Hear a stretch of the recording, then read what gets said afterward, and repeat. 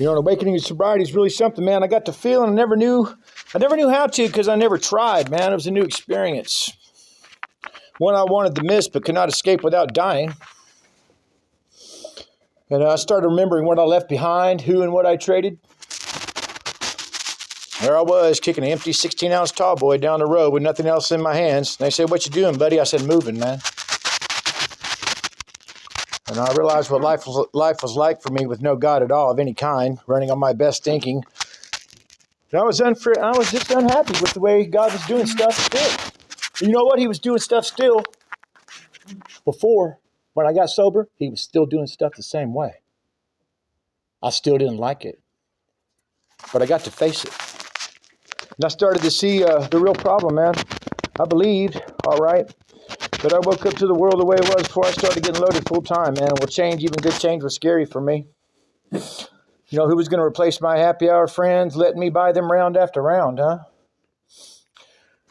And that living instead of surviving you were talking about, that was only achievable after I worked the steps and got free from everything I was scared of, man. My fear got replaced with faith in God. That's when I started living. And I came to believe in degrees, man. Each step brought my spirit back to the place it was before I began changing my reality with the chemical. And each step was leading me a little closer to God. We might live in a microwave society, but we got a crock-pot God, man.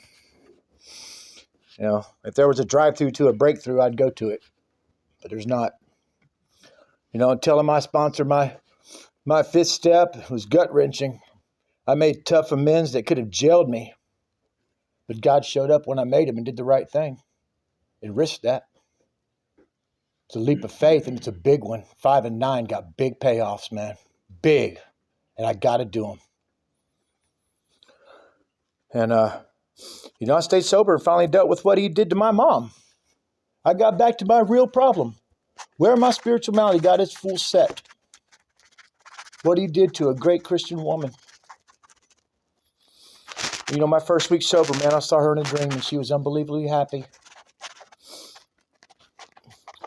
She had one good day in 9 months when her brain tumor hit. One day. I called her when I was working at Dell.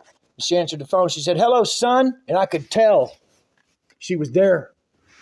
She was there that day. I got my ass up and drove over there. Quick.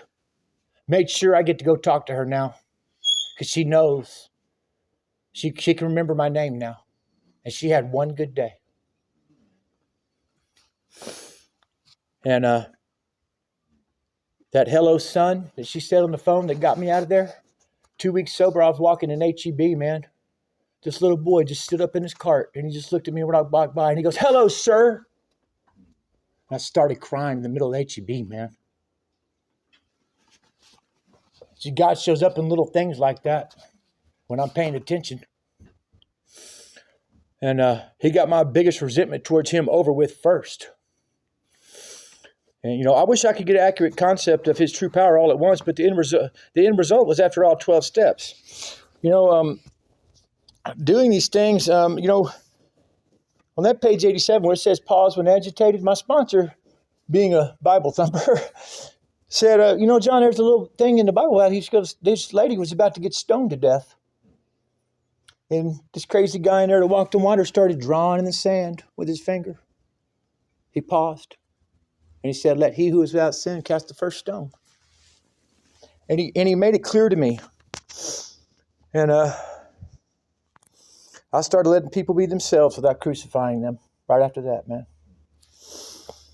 And, you know, and then I started seeing people do things, and I started asking, instead of condemning them and judging them, I started asking, when did I act that way? 99% of the time. 99% of the time, I did the same thing. And when I see those things in other people, it's usually because it's still in me. But, you know, when I started looking inward, God showed outward in my behavior, my attitude. And I got to page 25 where it said, "The great fact is this and nothing less. We've had deep and effective spiritual experiences which have revolutionized our attitude towards life, our fellows, and towards God's universe." Living, Brian, like you said. Not surviving. Having that attitude right above it. Same page. We've been rocketed into a fourth dimension of existence we'd never dreamed. It just gets better. I don't know where it is and later in the book, Working with Others, but it says the most meaningful years of your existence lie ahead. They keep lying ahead, man. Every single day. Little things. I mean, the smallest things make my spirit better. Every day. As long as I live and work those steps, stay on 10, 11, and 12 every day, man, my life cannot get worse. I never did something out of that book, came to this meeting, called a sponsor, or said a prayer that made my life worse. But not doing any of that and just staying sober is not very good for me. I'm miserable that way.